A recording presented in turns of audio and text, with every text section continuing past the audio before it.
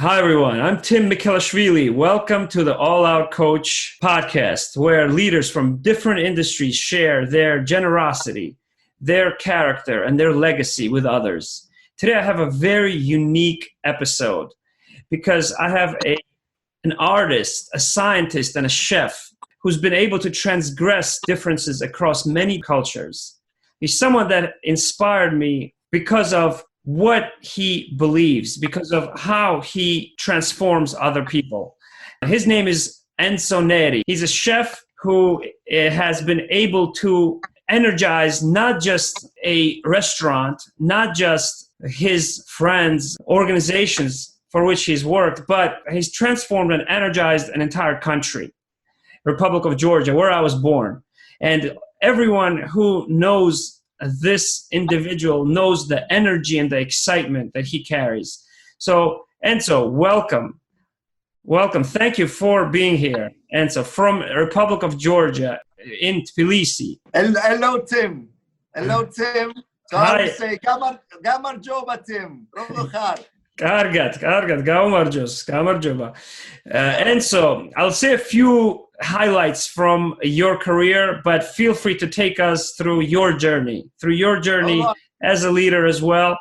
But what really inspires me about you is that you have a very, very unique and diverse background. You started in IT, right? And then the way you describe yourself is that cooking has never been your ambition. It's the way you express yourself.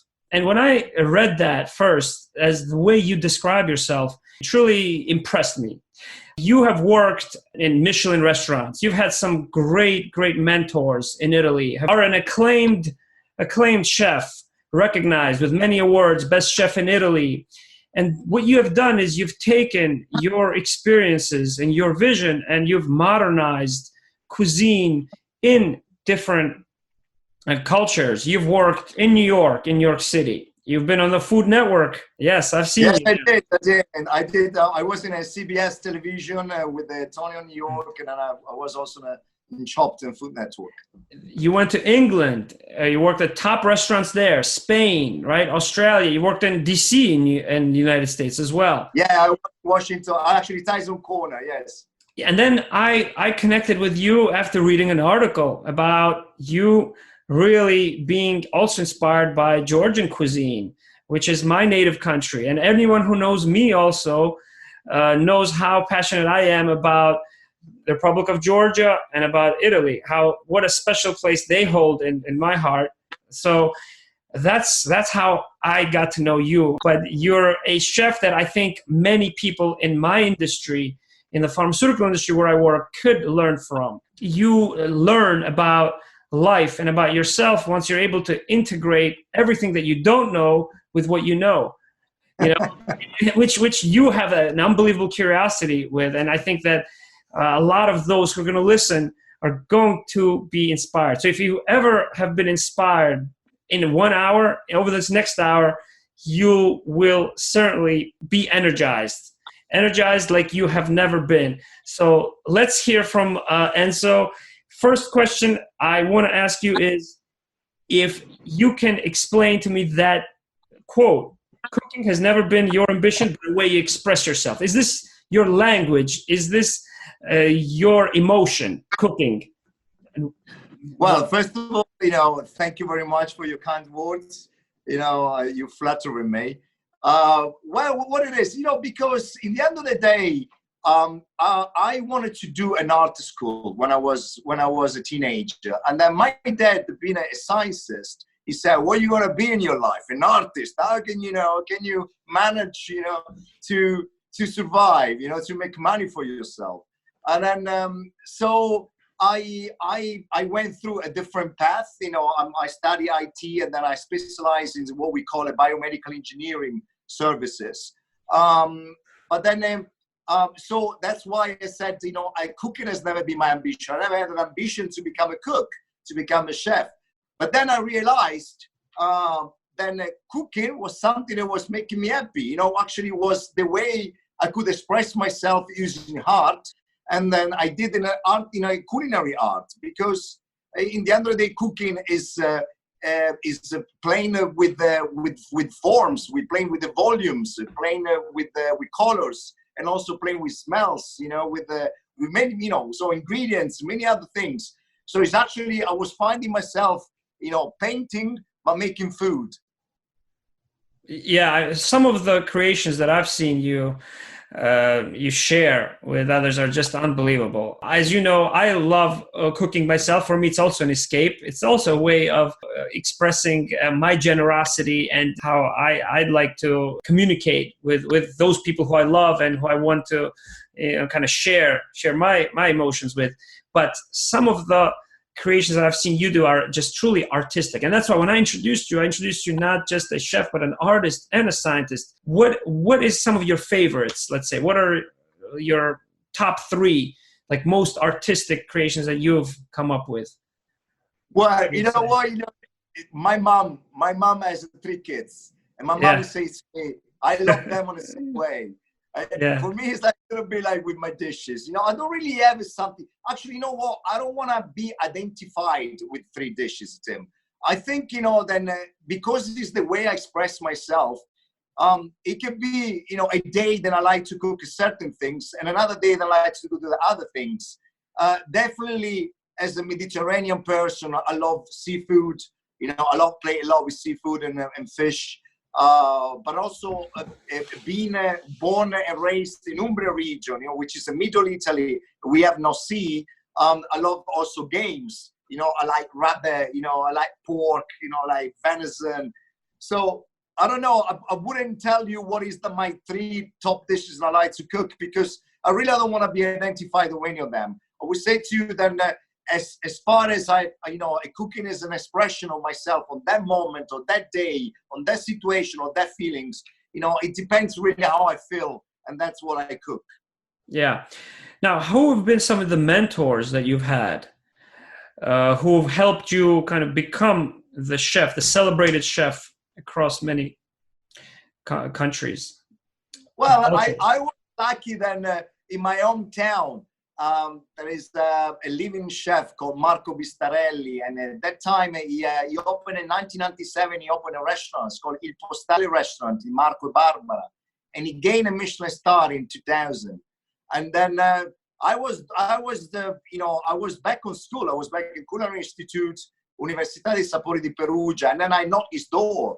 And I said, chef, you don't know me because I've been living in Rome for the last couple of years, and even if I raised up here, I did university in a different city, but then I'm doing a school now. And then, for me, this is like a temple. And he said, okay, well, what time you do school? I said, I go there 9 o'clock. I finish at 6. So he said to me, all right, after 6, just come and see what we're doing here. So that I was really lucky that he allowed me to go and see what he was doing and, be part of the team at that time, after 6 o'clock. And then when I graduated, and he offered me a job. So, very luckily, I started my career just from a Michelin star restaurant. So you started your career in a Michelin restaurant, and then how soon did you decide that you wanted to travel? Because you've been to many countries that I have not had a chance to go, and you're very experimental in not only the foods that you cook, but also in the places that you travel. So what is it about traveling that really appeal to you? Okay, I gotta do one step back. In the couple of years before, in 1999, I left Italy and I went to travel in Australia. So I was in Australia around a year, and then and that trip, it changed my mind. It changed the way of thinking. When I was working in Postale, we had a lot of foreign people. We had a lot of people come from abroad and try.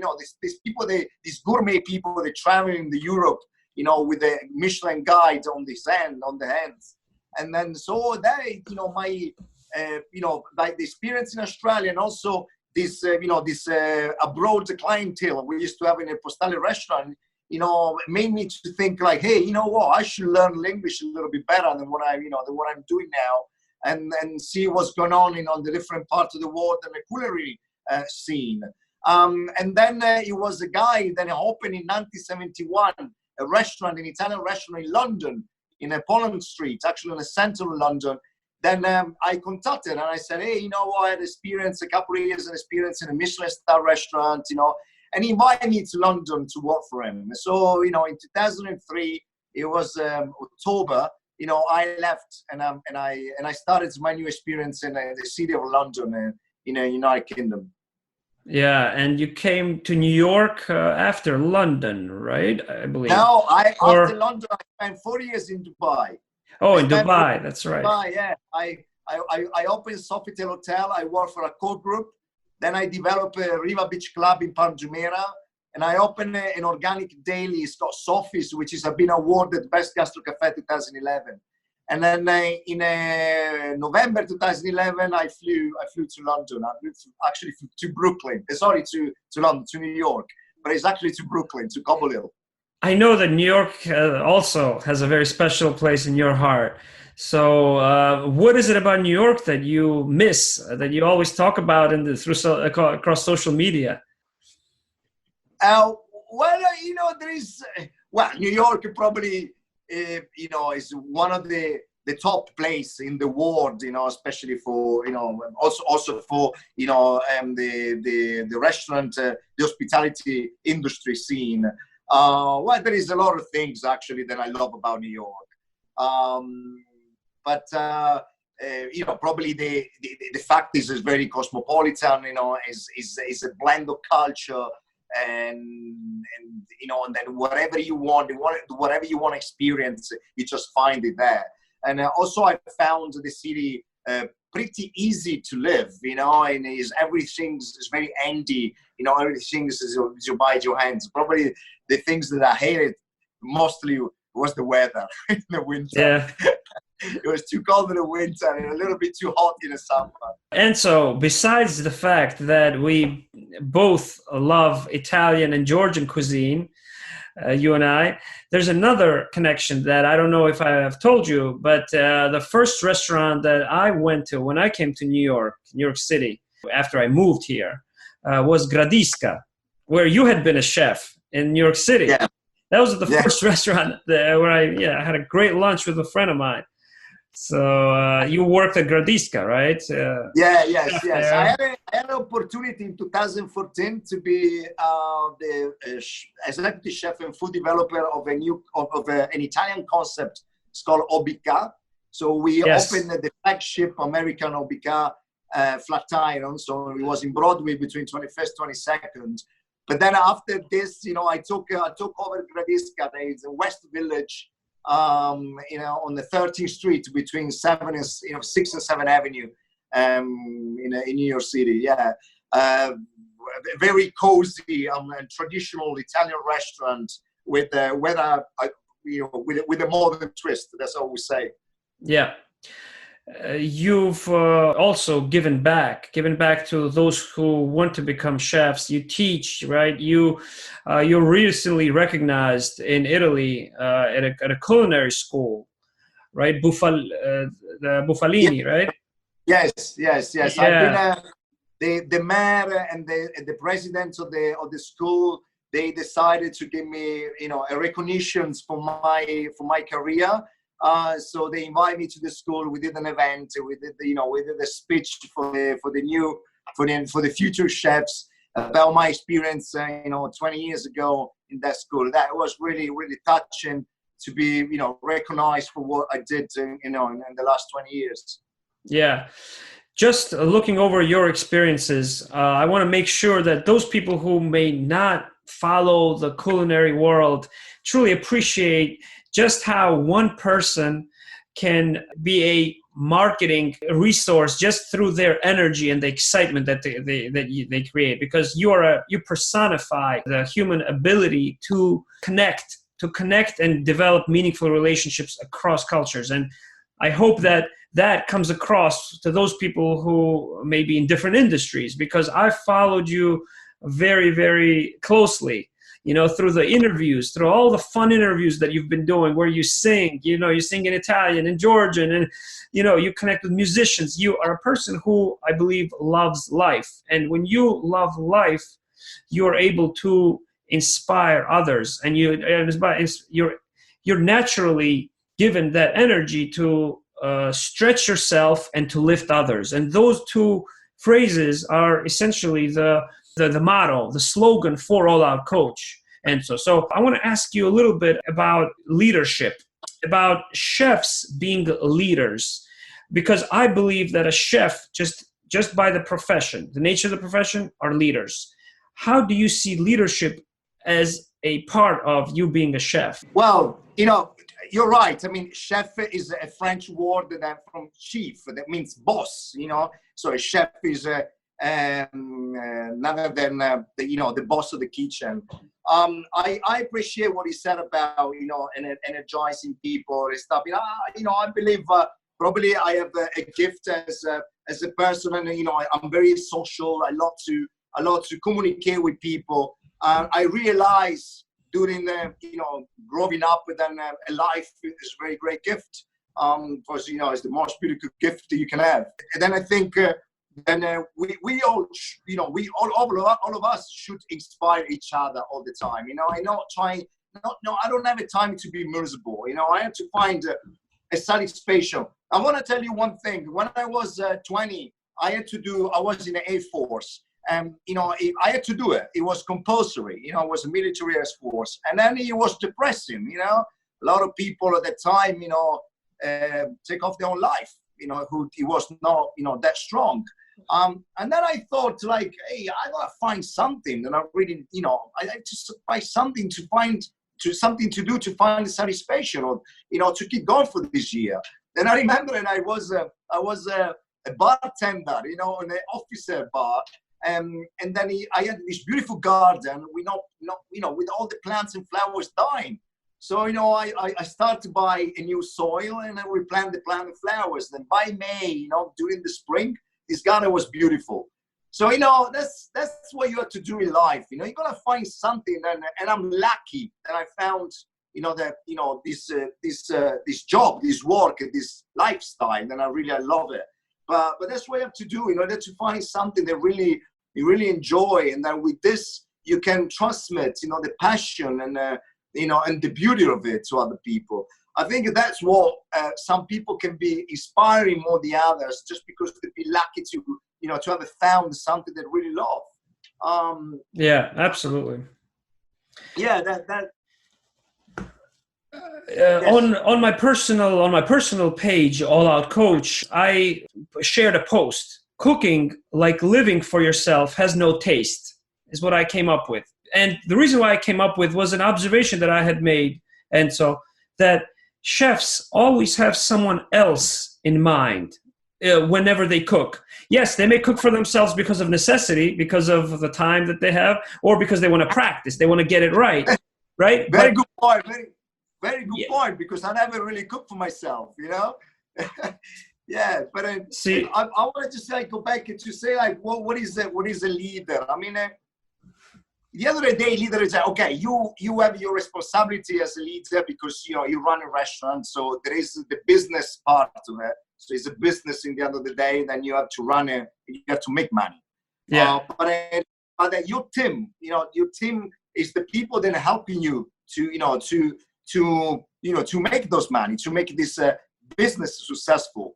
And the leader should be able to have the knowledge, the techniques, and the capacity to do what you have to deliver. But also, you need to be inspiring. You need to be a good teacher. You need to be able to delegate jobs. Not having this micromanagement attitude. Right. Can't do everything yourself. Delegate inspiration rather than tasks. Outside, right? When you've got 120 people outside sitting on the table waiting for your food, you can't think you got to do everything on your own. So you have to be able to teach people to follow you.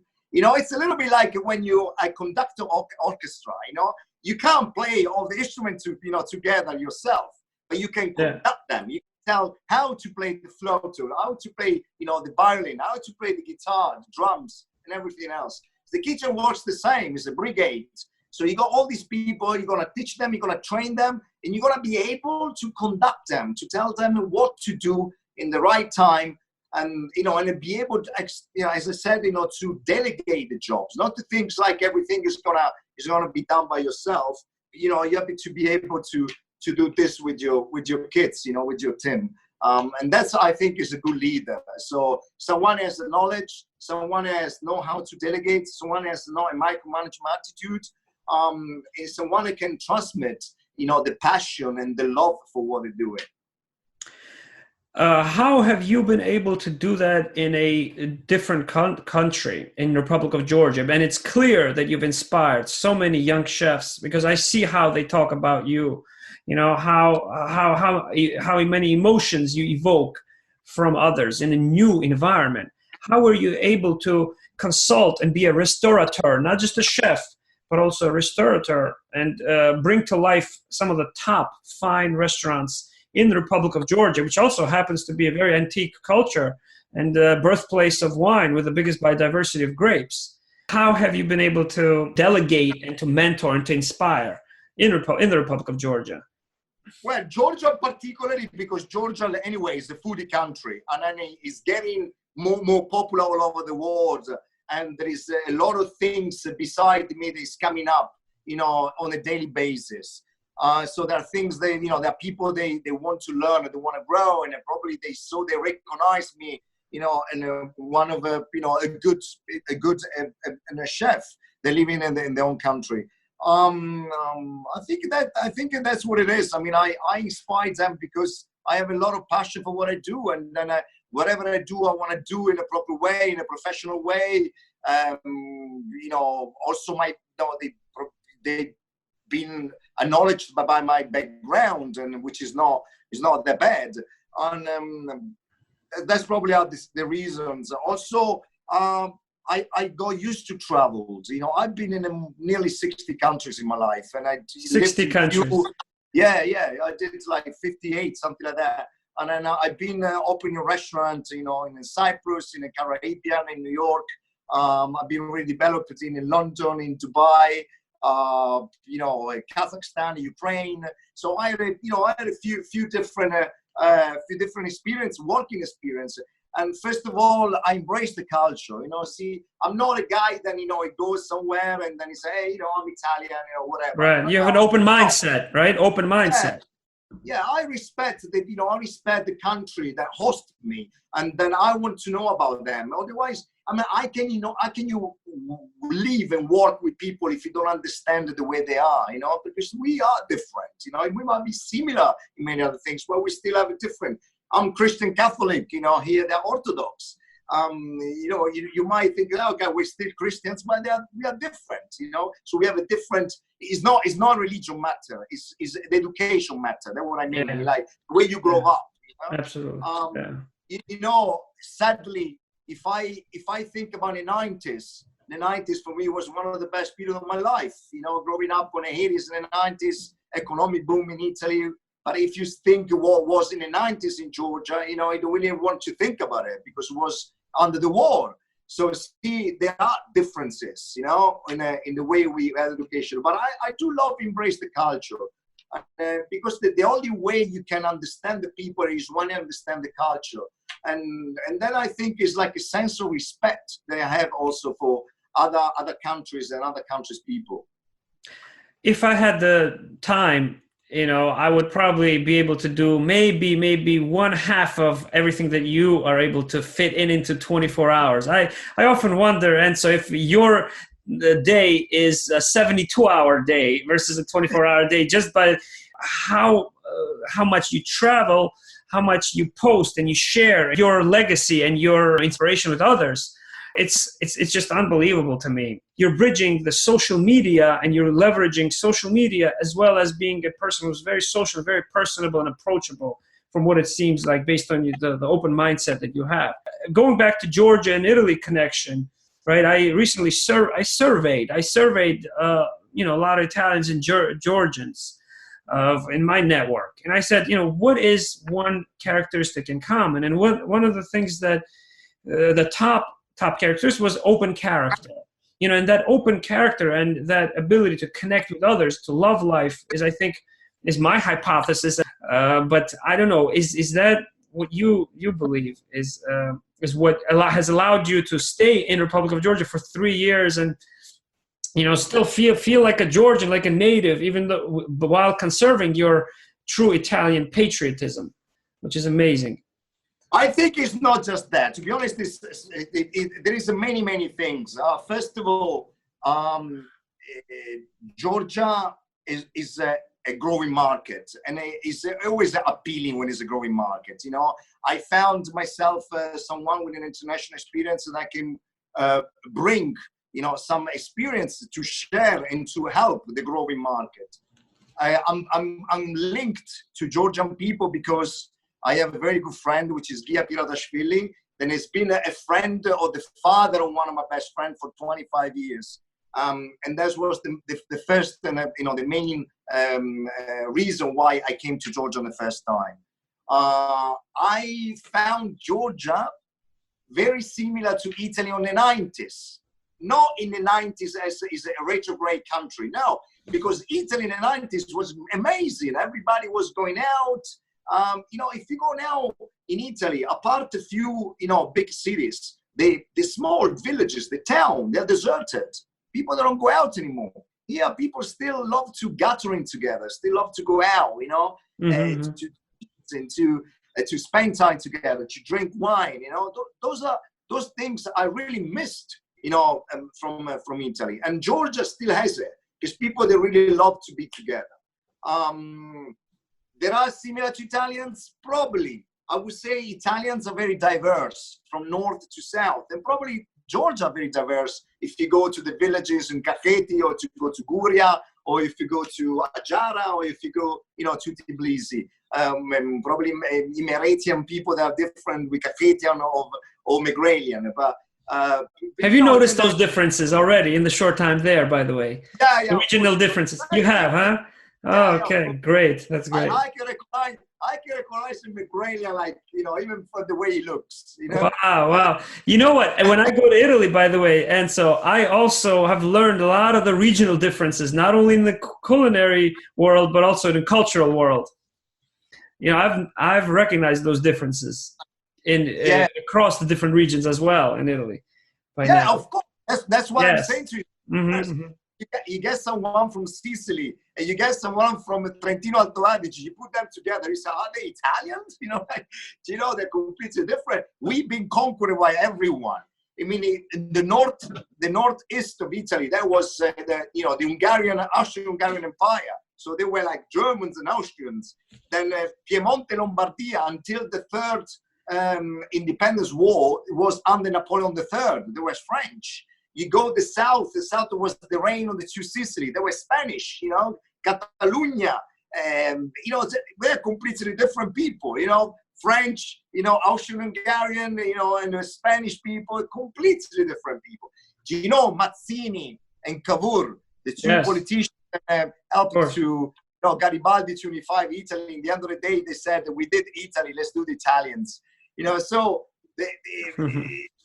Italians are very diverse. It's very, sometimes, people have this stereotype of Italians, which is me as an Italian, I can't really recognize it. But there are certain things that we have in common, this high sense of hospitality, Georgian, they are generally nice people. And I think also Italian, they're very generous and nice. So, I see similarities between the two countries. Also, Georgia is divided by regions, as Italy's been divided by regions. So even this, you go, of course, now we are a peninsula, so we go the west, the east, the south coast. You have only the coast, on Batumi, there on the Black Sea. But that you got Kakheti, for example, the wine region reminds me, a little bit of Umbria and a certain part of Tuscany. I can feel it. I don't like to compare them because they're two completely different countries. But I do have a feelings that reminds me a certain part of Italy, and Georgia. Also, I love the medieval part of Georgia. Me growing up in Umbria, then we lived a lot. We have we lived a lot the medieval time and also the Renaissance time. I like all this architecture that sometimes you find around. Also in an old city of Tbilisi. But yeah, definitely, yeah. I can, I feel Georgia very close to me, more probably than all the other countries I've been living with. Great. I'm glad to hear you say that, particularly because all the Italians that know me, they know how much I praise Georgia when I go to Italy. And then all the Georgians that know me know how I praise Italy when I go to Georgia. So they're like, wait, are you Georgian or are you Italian? And then the Italians say to tell me, hey, not even 5 minutes goes by without you mentioning Georgia. But I have a way to connect the two because I want to connect different people of different cultures so that they know more about each other's cultures. And that open mindset is one of the reasons why I do that, and the passion that I have for the two countries. In fact, I work in the pharmaceutical industry 15 years. I'm American more than anything else. Now I live here in the United States 30 years. I go to Georgia all the time. I have ties to that. I'm very tied to Georgia. I go to Italy a lot, as you know. But what I often say to them is that there is a connection between these two countries. In fact, when I first meet some of the researchers and investigators, I tell them about the Republic of Georgia without even, before getting into, let's say, the business, before talking about latest research or how I can involve them in some of our company activity. One of the reasons is because I want them to understand my background so that they know me, get to know me as a person, what matters to me, because the function that I hold is dependent on developing the relationships over time, with even Nobel Prize laureates, some incredible researchers.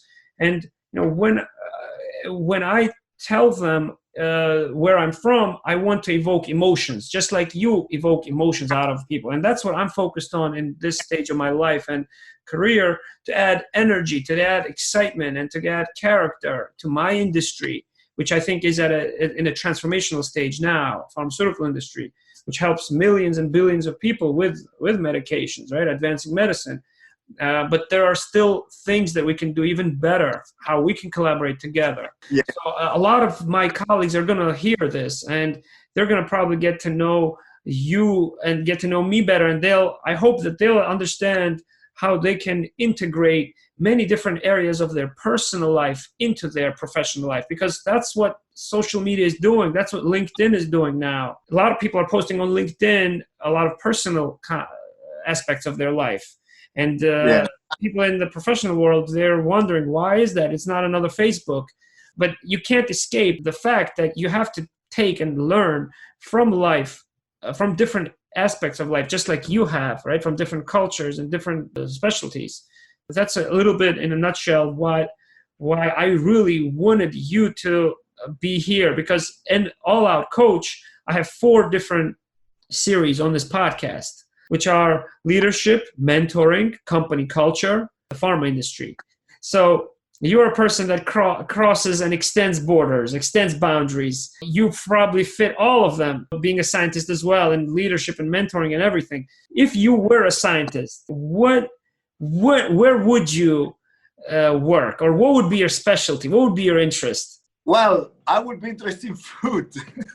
In food, in the science of food. Look, okay. Was I not like a scientist, and then I left what I was doing because I wanted to see, I love scientists. There is so much scientists in cooking.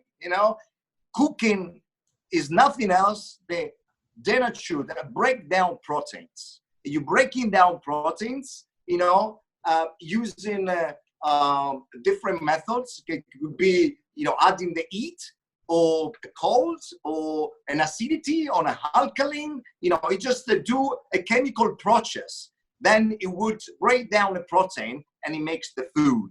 So in the end of the day, I do chemistry, so I do sciences, but I do with food, because food has so much more than just sciences, because the results of the sciences, it's just pleasure. It's a pleasure in your eyes, in your in your nose, in your palate, in a smile of the people, in the happiness, on experience, in the enjoyable night. There is so much about hospitality industry. But I don't know. I think I was a scientist, and I decided to work in a scientist, a food environment.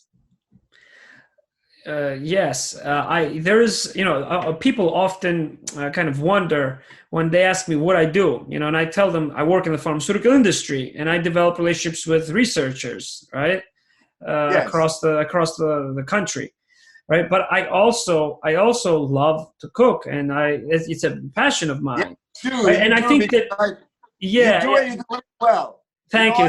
That means a lot Let to me me tell coming you, from you. I'm impressed. I'm very curious to try your pizza dough. But that looks amazing. Pizza, Looks amazing. yes. You do what many people cannot really understand. What does it mean raising up, a dough for 36 to 48 hours? It's amazing. It's amazing the way you do it. That means a lot to me coming from you. And so the reason why I wanted to kind of tell you about my passion also is because of that connection that I have. And you talking about science, having a pharmacy degree, doctoral degree, right? It's about chemistry. And that's what I've discovered also, that the variables like time and temperature are so important, they're not variables, but they're actually ingredients. There's one book by a person who was in the corporate world for many years, and he left business and he began to learn how to bake, kind of transform his focus in business. One of the most memorable moments from that book that I remember is that time and temperature are ingredients, which is very true, which what I've discovered making, let's say, pizzas based on authentic Neapolitan dough. And I think it's important to not just look at recipes and learn recipes, but try to figure out systems, because once you know about time and temperature and the science, right? One of my friends, Stefano Callegari, a very successful pizza guy that invented il trapezzino. Yes. He says one of his quotes is, "The dough is not a recipe." He says like it's something you have to fill. You said really good things about time, temperature. Usually they are inversely proportional with each other, but also the environment. When you make a dough, you have to be careful of the humidity, the quantity, the percentage humidity. There's so many other things that involves. Actually, when you go through a bakery and pastry, there is so much more chemistry than I would say in the standard cuisine, than the standard cooking. Then you go, if you think now with the last 20 years with the molecular gastronomy, there is also so much more, chemistry involved, or attention to chemistry, because always been a chemistry. But before it was just, methods. Then a grandmother would tell to your mom, and then your mom to the kids, and then blah, blah, blah. But now there are people, they study actually, more in laboratory what's going on when you cook. So there is, we actually identify, this chemistry, in a chemical process during the cooking. But, bakery and as I say, pastry is even much more than that. There's all the environment behind, around it.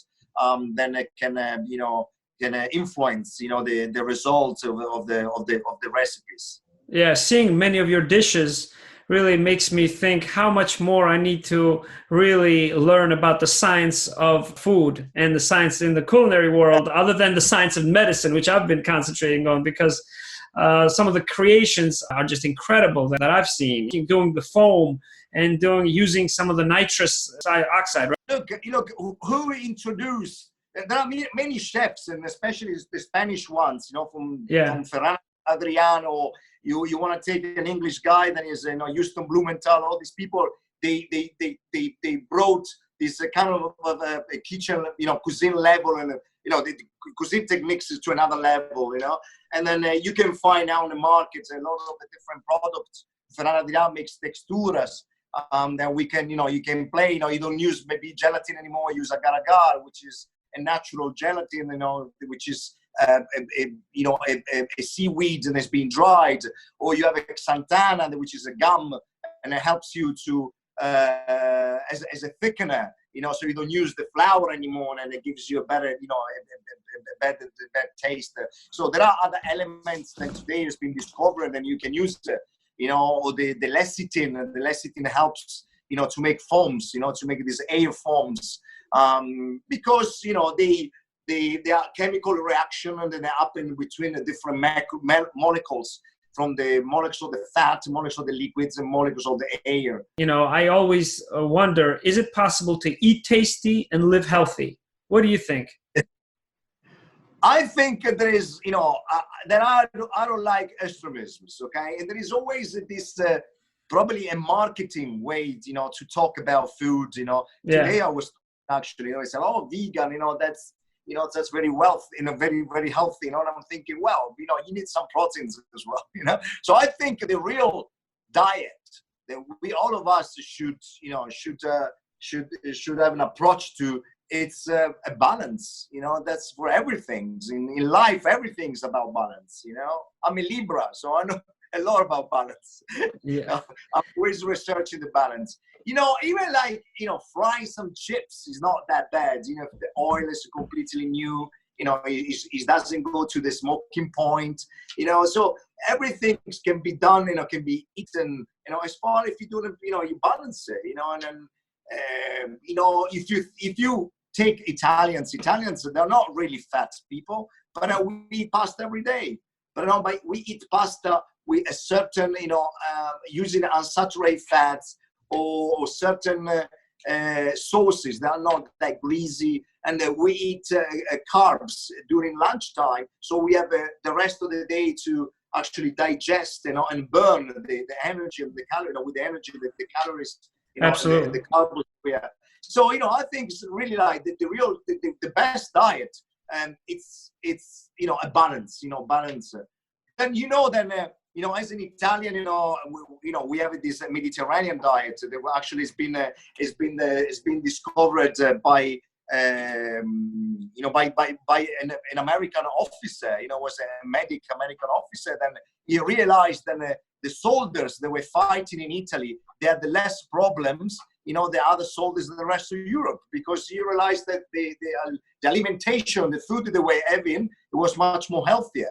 You know, it was based on legumes, you know, was based in, you know, extra virgin olive oil, you know, tomatoes, you know, vegetables, you know, and that was the result.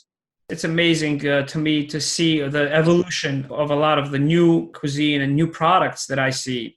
I want to ask you about how you coach the next generation chefs in terms of modernization of the cuisine. Is it in the ingredients? Is it in the style? What is your focus mostly on? Well, I focus a lot on ingredients. Look, if you take Georgia has some exceptional ingredients. Take the tomato, for example. Take the badrigiani, you know, the eggplants. Take some other stuff. But the variety is not that big. Compared with Italy, that we have, you know, honestly, hundreds and, you know, different vegetables that you might not really find here. You know, here it's very difficult now for me to find the radicchio, or, you know, before was, you know, or I don't know, a romaine lettuce, for example, or finocchio, you know, the fennel. Right. So I think, first of all, if you want to paint, you're going to know the colors. You know, because if you don't have a knowledge of the colors, you can't paint. So if you're gonna make good food, you gotta know what good ingredients are, and how they taste it. You know, when you have experience, you think about one ingredient, you think here and you feel here in your mouth. You don't even need to eat it. You know, you just feel it because you remember it. You know, it's something. Then you have this database of the ingredients because of your experience. You know. And that's the same, actually, database of the ingredients and the flavors that you acquire, you know, since you're a child, since you're a kid. So, first of all, it's ingredients. You need to know, you have to have knowledge of ingredients. You need to know the basics. You need to know the basics. You can't not build the future if you don't know the past. Tradition, true, you need to know where you come from. But as Massimo Bottura say, don't look at the tradition with nostalgia. Tradition and evolution. So you know the tradition, make an evolution, you know. And then, you know, techniques, because that's a good point. Look, if you take the medical field, yeah, okay, of course, you know, we have always new disease. So we make much more new discovering, especially working on cells and in molecules. But that what it is actually, the avant-garde of the medicine field is actually the technology. I mean, the diagnostic, the way you can actually today, find out with an X-ray, with an MRI, with a CAT scan, all these things, you can see things on a real time that before would take like ages. So same in the food. Today we have a certain, technology, a certain machinery that, helps us to do many things, in another way, in a quicker way. You don't have just a blender. You have a Thermomix. You have a blender that actually brings up the temperature. So you cook and blend at the same time. You get a Pagojet, it's blades and it runs at 14,000 RPM. Then when you blend something, you actually whip this. I don't know, you have so many other machines today that helps you. Sous vide. Sous vide has been discovered, it was in 1974 by a French guy. But today is everybody, cooking sous vide. Many reasons, many advantages of it. What is sous vide for those of us who are going to listen who don't know? Right, sous vide is a French word that means sotto vuoto, under pressure, without under pressure. Air. So you put your ingredients under the bag, you take off the air, so you make it in an anaerobic environment, and then you can cook in a dip inside of the water that's being circulated by a thermostat that keeps the temperature at the same time. So you can cook slowly for longer time. So why? I want to cook a chick. A chick has a lot of collagen, has a lot of fibers, okay? Mm-hmm. And to break down the proteins, to break down the fibers, I need more time, and a slow temperature. And that's why, sous vide comes along. You can cook respecting the breakdown temperature of a single protein. I can cook with a circulator an egg. I can boil an egg, I can poach an egg at 64 degrees, okay, for 47 minutes. And then when I open the egg, it's completely cooked, but inside, the albumin is not chewy, it's not gummy, and the yolk is still running, it's not sandy. So you go through a perfection of cooking, respecting the time and then the temperature of the protein you want to break down. Enzo, thank you. Guys, if you're listening, you probably understand now that I was not exaggerating, that this man is a multi-talented chef, but a scientist at his core.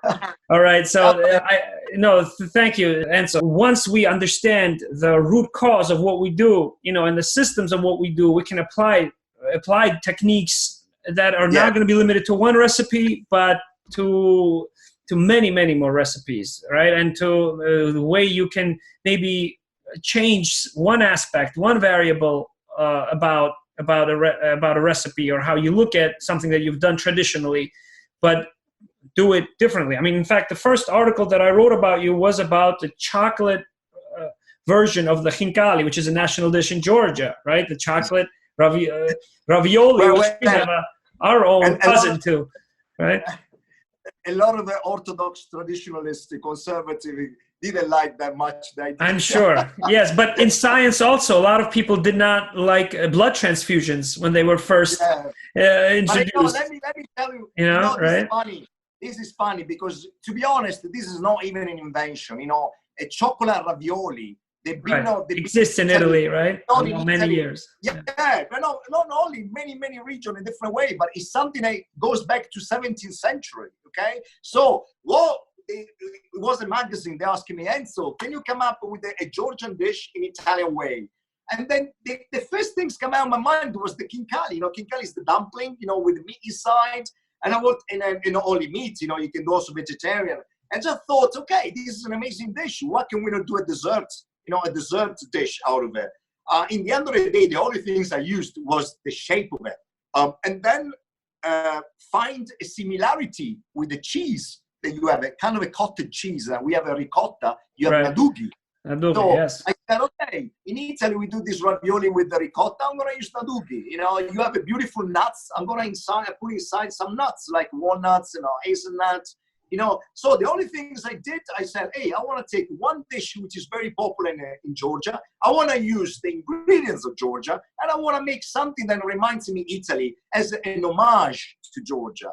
And that was probably someone too conservative didn't get that. For me, it was just homage. It was a present. It was a gift in honor of this great cuisine, which is the Cartuli kitchen, Cartuli cuisine. Yeah, and the list of similarities between Georgia and Italy is, I think, endless. I've thought about them many times, and I constantly explore them.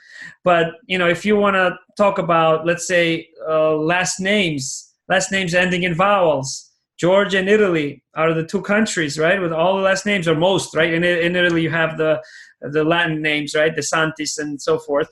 But for the most part, all the last names end in vowels, right? You have the Etruscan texts that are now decodified, and that by Georgian grammar, in fact, by one part of Georgia in Svaneti, which has never really been conquered by other people, right? The Svan dialect, or the Svan language, is one that I don't know, but exploring some of these linguists' work, for example, Svanetian grammatical structure has helped linguists explain the Etruscan text. And I know you're from Umbria, which has a lot of Etruscan influence. Then you have other similarities, like the cheeses, the breads, the pizza. We have the hachapuri, right? The raviolis, trincali, the naduri, all the cheeses. You got peperonata, you got ajap sandali.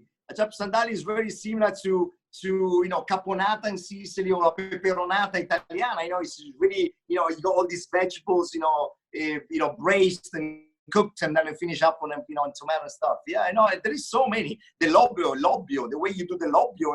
I grew up eating that kind of fagioli, in Italy. There's so many, but I'm always saying this. Sometimes it's really silly to define cuisine of different countries, because people were traveling, they were explorer. I mean, look, of course, we are famous for tomato San Marzano DOP. We are really famous. We didn't have a tomato. But of course, it came from the United States, right? Yeah, I mean, then we're talking about 15th century. From America. The potato, lobbio as well, the beans, all these things. So, we actually, we go back on what we said before, traditional in evolution, food always been evolved. Of course, yes. I don't understand why probably now evolves quicker, okay? Because everything's quicker. But the spices, Marco Polo, they went to the India, brought back the spices. We in Sicily is very Arabic. And we got the pistachio, almonds, the way we dry, the fruits and stuff. Probably comes from Persia, from the Ottoman Empire. It's so much, happening in 2,000 years. I'm telling you, like the last 2,000 years of history, where I want to give another example. Allow me to tell you this. Sure, Enzo. If I tell you tempura, then you right away think about Japan, tempura, right? Okay. Yeah, all right, but tempura is actually a term. They come from Latin, tempora. Tempora, tempo was the Lent, was the fasting time. Then the Portuguese going and bringing the Christianism, Catholicism to Japan, because during the Quaresima, the 40 days before Easter, they could not, they were fasting, they could not eat meat. They were deep frying fish and vegetable in this little buttering. They were called tempura. So actually tempura has nothing to do with Japanese. It was, a Portuguese way to deep fry vegetables stuff. So I did not know that. Yeah, that's...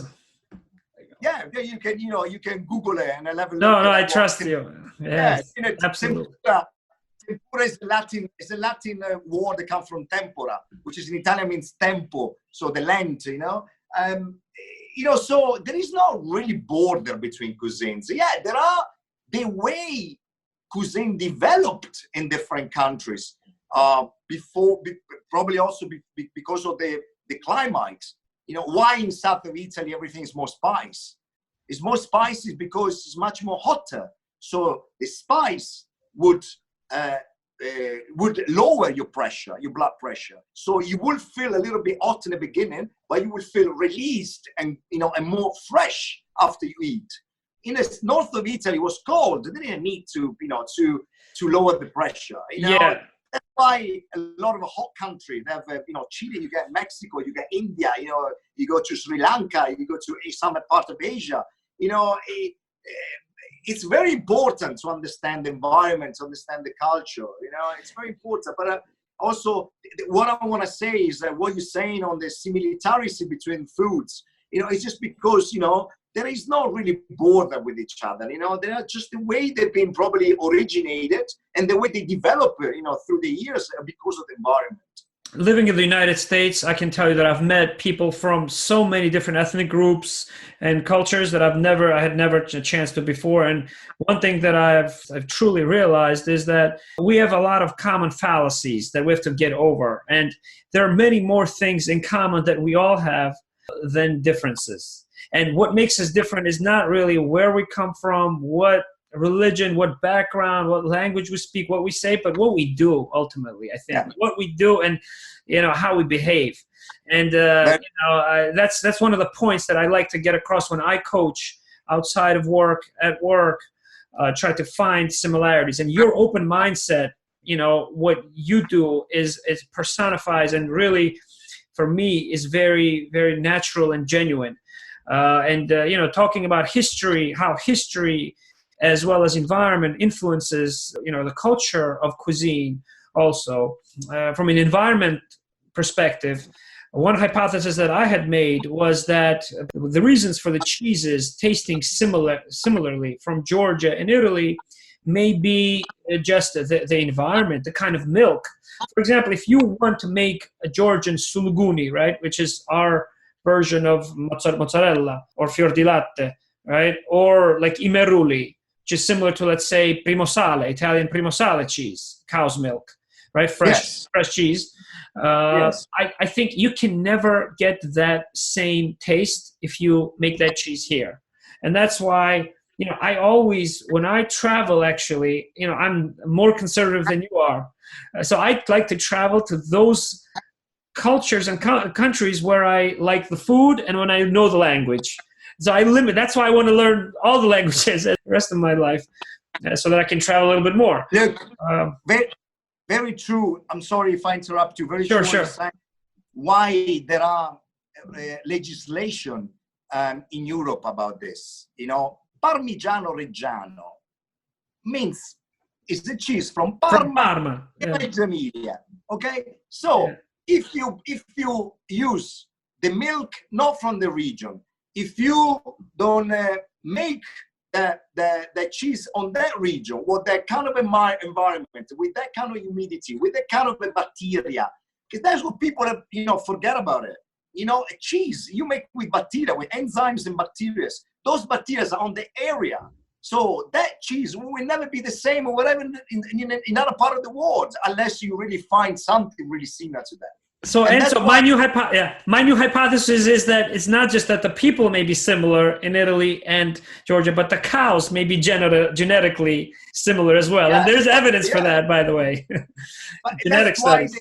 That's why there exists this legislation or this DOP, denominazione d'origine protetta, the origin, it's protected, because il culatello di Zimbello, which is ahimè, cannot import it to America because the USDA says we don't do it the right way. Yeah. Culatello di Zimbello is one of the most expensive piece of a charcuterie. It's made in Zimbello. There is no other people that do in Italy. There is no another way you do it. You do in Zimbello. That's it.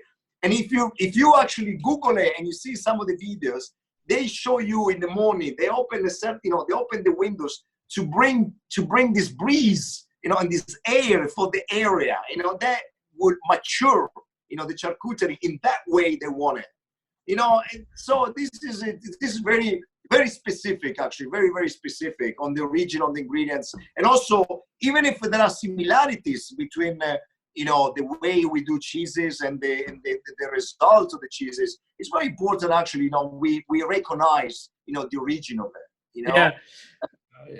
it's also, it brings us to those emotions, that nostalgia that we felt at that time when we tasted. We compare everything based on what we've tasted before, based on what we've seen, what we've touched, right? And based on our five senses.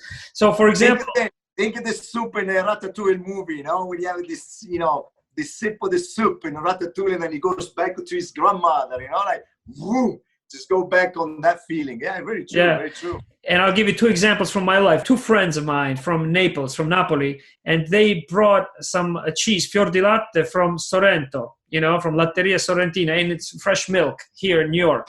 And I had guests here. I had some family guests. And after I opened the case, right, with that milk, it brought me back to the Republic of Georgia. Even though this cheese is not the same environment, it's not DOP, Sulguni, for example, but it was similar. It was so similar that it brought me back to those memories. And what I did was I came home, my guests were from Georgia.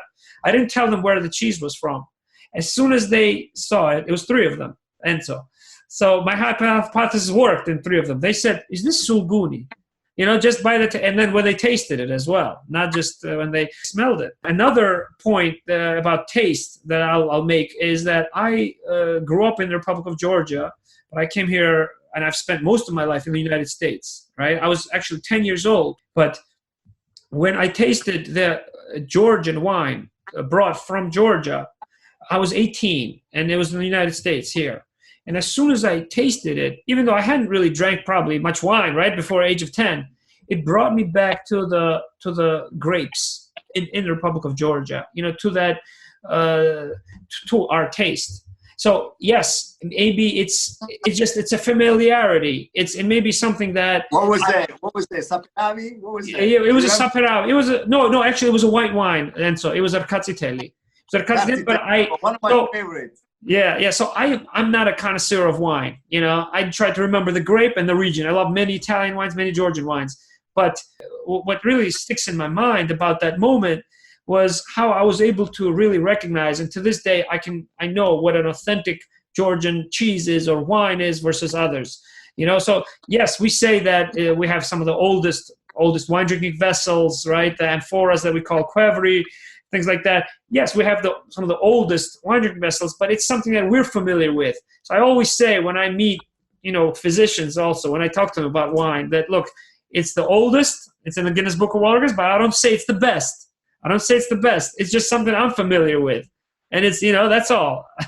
That's something that makes me me, and that allows me to kind of transmit those emotions, even with those researchers who have much more experience in things than I do, right, in their specialty. Yeah. But when we get together and when we share those emotions, that's what allows relationships to develop. And that's really what you do so well, and I, in this last few minutes, I want to ask you what you would like to see in the next generation of chefs, of leaders. Is there a message that you want to share with us? Well, I have one message actually. In 2001, I read Kitchen Confidential, and I read the Italian version, okay? And then I went online, and then I emailed Les Arts. There was the restaurant where Anthony Bourdain was working. And then I said, I wrote an email with my broken English at the time, probably still is, where I said, thank you for so much inspirational, book, piece of book. And then Beth, at the time she was the assistant, Beth Arskey, assistant of Anthony Bourdain, wrote me back, and then she sent me the original version of the book, and she put a kiss in it. And Anthony Bourdain wrote a knife, and he wrote "And for Enzo, cook free or die." And this is something remains and inspires me forever. Cook what you feel. Never really. Well, unless you have to develop something for someone else. If you have the chance and the fortune, to cook for whatever you want to cook, just cook what you feel. Just cook whatever you wanna. You want to cook, because again, going back into my quote, is the way you express yourself. So you can't really express someone else's feelings. You got to express yourself. So this is one thing, measure things, cook free or die. Cook free or die. Remember that, guys. Cook free or die, yeah. So, in general, I would say, when you do this job, when you go through this career, this is not really a job. This is a lifestyle. This is something that goes over. When everybody else enjoy, you work. You work weekends. You work evenings. It's a lot of sacrifice. A lot of sacrifice compared in general with any other, jobs. So just, be aware of that. Do that with passion. Do that, with yourself. Learn the techniques. Learn the tradition. Learn where you come from. Learn the ingredients. And then cook free or die.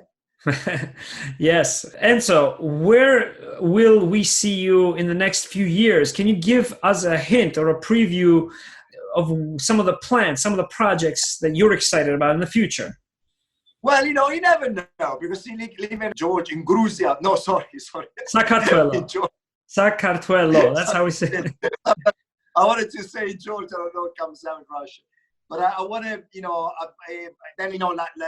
this last year, in 2019, I had a chance to go to Montenegro for 3 months. I developed Mudra cuisine by Chef Enzo Neri. So I'm always open to, to do some other jobs. I've been asking now to look, a couple of projects coming up in Armenia as well, in Yerevan.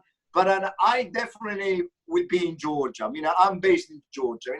I'm going to be soon 50 years old, and then so I don't want to really move anymore. Probably I will move and come back. Move and come back if I have a chance to do. I'm always open to do something abroad, but I know I keep Georgia, as my country now. And I am developing a new restaurant. I just developed downtown as a brand chef in Marjanishvili. But then I'm developing now with the Gia Piradashvili Il Cortile restaurant, which is based in Kakheti, inside of a chateau hotel, Chateau Mere. And we're building up together now this a fusion Italian-Georgian restaurant. Fusion is yeah. We're gonna play with some chocolate. I'm gonna make upset some more Georgians. You know that I have a personal page of a fusion where Georgian food meets Italian food every day in my kitchen. That's my slogan for Chemo Gemo. So that's going to be the first restaurant that I go to when I come to Kakheti in Georgia, because it's my dream to actually learn from you that artistic recipe that I have in my mind that I'll share with you. See, we learn from each other. We always learn from each other. Yeah. I learn every day.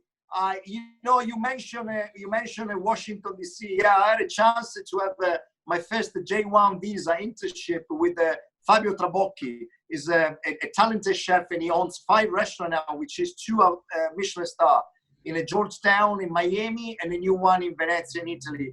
And I went there in 2006 because I wanted to learn the sous vide techniques. It was doing everything sous vide. So I was able to go to Elias Mursano, who was a Michelin star restaurant at the time in Barrio Salamanca in Madrid, and to learn a little bit about molecular gastronomy. I always believed, then you have to develop yourself. If you want to grow, you're going to invest time and resources to develop yourself. And if you're lucky enough that someone gives you this opportunity to teach you, that's welcome and anyway. But I do believe also that we always learn from each other. If you're the best, if you think you are right, probably it's time to change your career. I've learned a lot from you. I've learned from many mentors, and I'll just want to tell you that recently, I lost my grandmother, who was a big mentor in my life. She was like the boss in our family, just recently, right near the New Year. And there are 2 things that she did that gave her a lot of energy that all of us miss, all of us who know her. And she provided her attention to everyone. She was like a human Facebook that recorded everyone's birthdays. And if you didn't remember them, she would be the person who would basically connect you to that person. And then recognition. She was the database. The database. And she recognized everyone and gave everyone their time, regardless of whether or not they were her family or friends. Dinara. We used to call her Dina. Yeah. And your attitude and your motto, I think, is to give attention and to give recognition to everyone. And you add flavor and taste to every relationship and everyone that you come across, to from what I have observed, from what I've seen in my life as well. So you've definitely added a lot of flavor and energy and excitement, to my current goals and interests in life as well. So I thank you for that.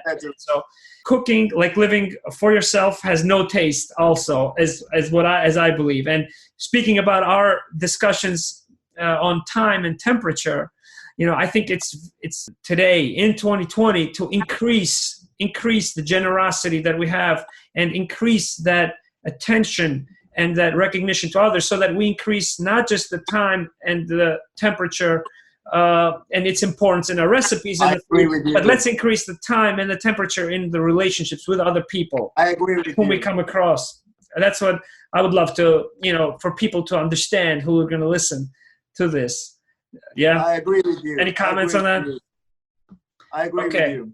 So let's stretch ourselves. Let's lift others. Let's be more generous, and go to Enzo Neri's website.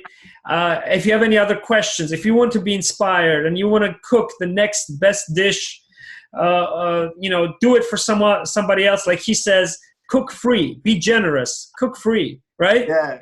Evoke emotions out of other people's lives and do something that's going to connect you to others. Do you know that I have done a charity event in Ezegui, in Schketa, where there were 80 people, they're homeless, and there were 15 kids. It was the 1st of June 2019 for the Children's Day. And then I did for this, I did because I wanted to cook for them, because for me also cooking is loving, what a mom does. The first things that your mom did when you're born, it put your head to that breast and fed you, Yeah. And that's what was my intention. I wanted to share some love, some energy, through the food, and to make one day of happiness of these people that are a little bit less fortunate than us. You're a philanthropist, absolutely. Someone who has a purpose and a passion. Thank you for reminding me about that detail. And I saw that. I saw the interviews that you did. I saw you on TV. And so thank you very much for your time. www.enzoneri.com, ENZONERI.com. It's a great website where you can learn more about him and see some of the artistic dishes that he creates, because I think we've spoken about you as a chef and as a leader, as a scientist, but as an artist, I'll have to share some of those photos of your dishes with my audience and those who are going to listen. Thank you very much. Thank you very much for your time. And good luck in anything you do. Keep going, inspiring people. And then, I'll speak to you soon, and I'll wait you to Georgia, from wherever you have a time, and you live your house there in New York, and I come back for a visit in Georgia. Thank you very much. Thank you. And let's greet everyone in the 3 languages that we have in common, right? So thank you. Madloba. Grazie a tutti. Okay. So, and I will say thank you very much. Asirera, Nakwandis, Okargat, and ciao. Nakwandis. Ciao. Arrivederci. Ciao.